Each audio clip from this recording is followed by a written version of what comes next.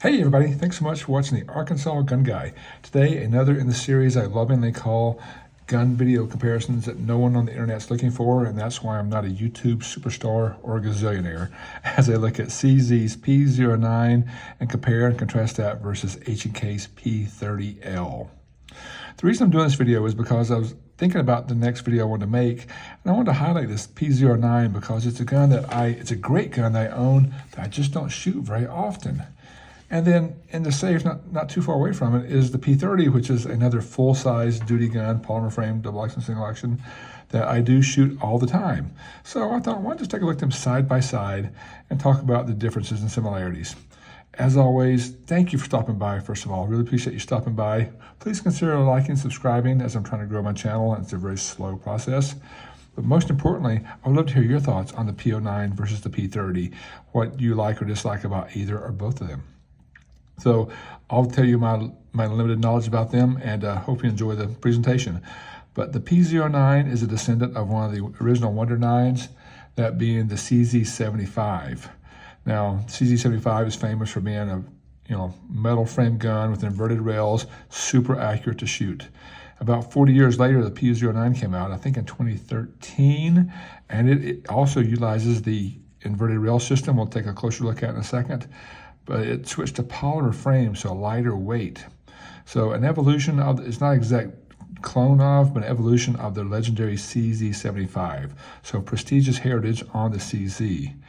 Equally prestigious heritage on the P30, as this is a descendant of the USP or Mark 23 series that H&K started in the mid-90s, late 80s, early 90s maybe, and has evolved over time to the P2000 and eventually the P30, a gun that is just absolutely legendary. So both descendants of fantastic pedigrees. Again, talking about some of the differences. The H&K is relatively expensive. The CZ is fairly inexpensive.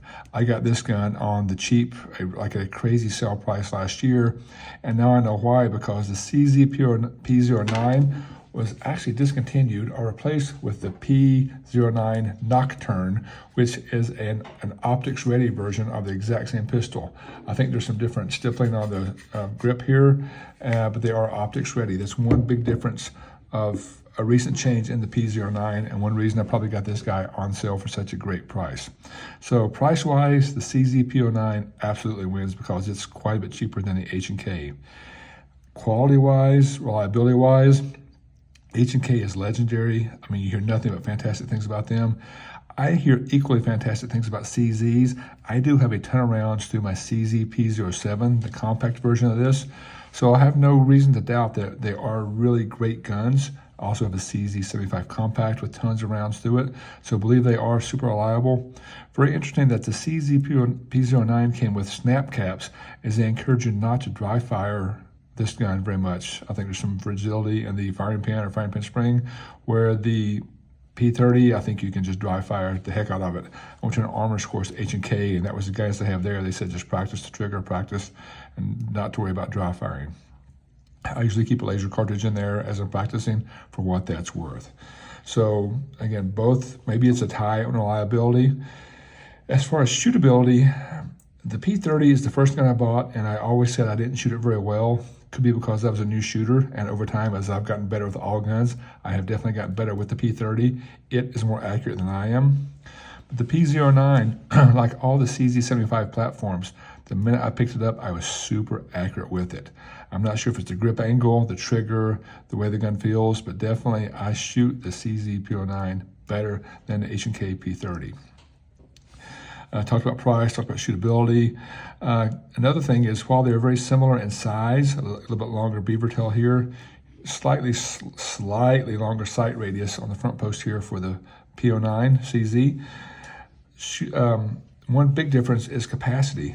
This full-size H&K holds 17 rounds, which is pretty darn good. It used to hold 15 rounds, now up to 17 rounds. But this the CZ P09 holds 19 plus 1. So 17 plus 1, 19 plus 1. You can put a full box of 20 hollow point 9mm in here and have 20 rounds, which I think is just a fantastic capacity that these guns have. So capacity-wise, the CZ wins hands down because it holds more. Now they also come with different battery of arms because the H&K comes with a safety and a decocker. So you can carry it, with one in the chamber with hammer down, double action, single action, or you can carry it with one in the chamber and carry it cocked and locked. Very good design there, very flexible. You can do either one you want. You can do the same thing on the P09 with their Omega trigger system, but it's a little more involved. You actually have to take this apart and do work inside.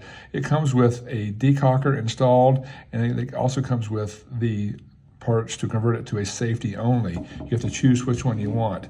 I've left it in the decocker mode now, so it's racked. You simply pull this down and decock it and run it single action, double action.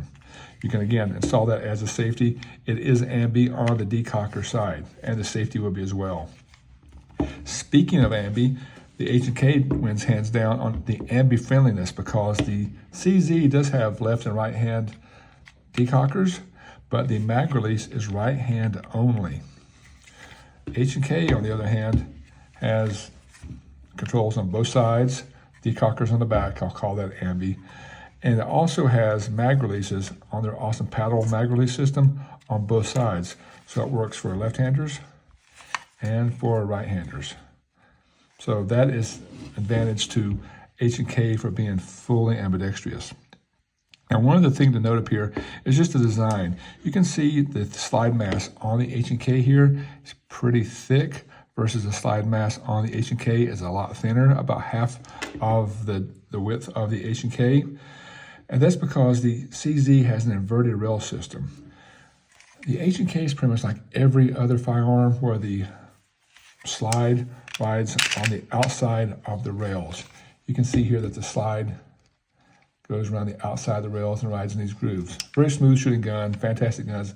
Pretty much all guns are made this way. But the CZ rides inside the rails. You can see instead of being on the outside of the rails here, it sets down inside there and brings us down a little bit. It sets lower, and it actually just has less slide mass coming back. So as the gun cycles, you can see on the H&K, you've got this much slide mass sliding back at you, a pretty good chunk. On the CZ, you have quite a bit less. So I originally always said that these guys had a lower bore axis. I don't know that that's true because it still sets up relatively high over my thumb here, like at this, versus the H&K. They both set relatively high in your hand, but there's less slide mass flying back at you on the CZ. So again, just a very interesting design. And the last thing I want to contrast between both, as with this design, with the lower slide mass here, one thing people always complain about is it's harder to grip the CZ. On the H&K, you can easily get 2 fingers on there or a hand on there, rack it in the front, rack it in the back, super easy to manipulate. On the CZ, it's a lot harder because you have less to grab onto. My son hates these because they're hard to rack. You can grab it in the front and slide back, or grab it back here. It's just, and once you get used to it, it's not too bad, but you definitely have less to grasp to cycle or to rack the slide. So the last thing I'll talk about is ergonomics. The CZ75 just feels good in my hand. The first time I picked it up, I fell in love with it. I bought it, I shoot it well, loved it. And the P09 feels equally good. It does have adjustable back straps. I think this is the medium version that came on here. It comes with a small and large as well. So you have 3 different back straps you can adjust for your hands. And the medium felt fine to me. It feels really good. Good stippling, everything feels good. The H&K feels fantastic. Probably the most ergonomic gun that I own. It also has removable back straps, small, medium, large. This one I went with the large, the bigger hump on the back. But in addition to the back straps being adjustable, it also has removable side panels. So these side panels come off on each side, and you can also run small, medium, and large there. Anything to fit your hands. And in my hands, this is the best feeling gun that I own. Finger grooves work for me. Some people like them, some people hate them. But the H&K, ergonomics-wise, is absolutely the best gun that I own for just the way it feels in your hand. So that is just my really quick walkthrough of two fantastic guns, a gun that I shoot all the time and a gun that I don't shoot enough. So I'm going to make an effort to get to the range more often with a P09. Both great for home defense. This is a gun that I usually keep stashed in the house if needed for home defense because there's so much capacity in there. But again, we'd love to hear from you guys. What are your thoughts on the P09 or the P30? Do you have both of them, and how would you compare them? Thank you again for watching. Really appreciate you stopping by.